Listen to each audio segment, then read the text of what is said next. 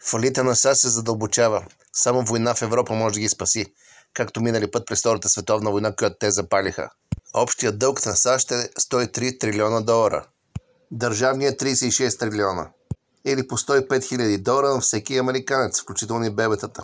Ражда се в САЩ и хоп, 105 хиляди долара дълг имаш да плащаш. Красота. Средният студентски дълг е 39 хиляди долара. Плаща за да учиш, не като България.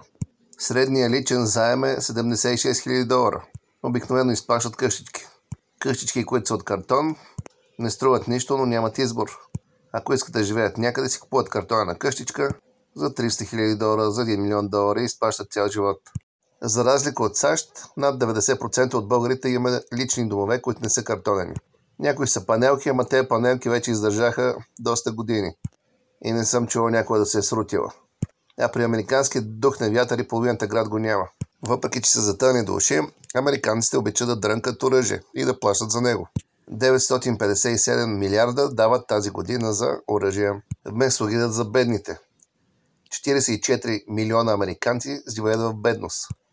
Между 700 хиляди и 1 милион са бездомните.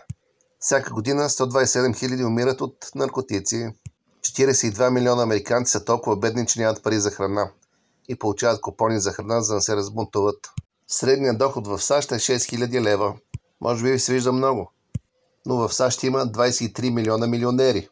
Тоест доходите на обикновените хора са много по-малко. Като половината отива за ипотеката. И като се сравнат цените, разходите, да не се окаже, че в България живее много по-добре. Всеки ден, всеки божи ден, американците дават 1,8 милиарда за лихвички, за заемите.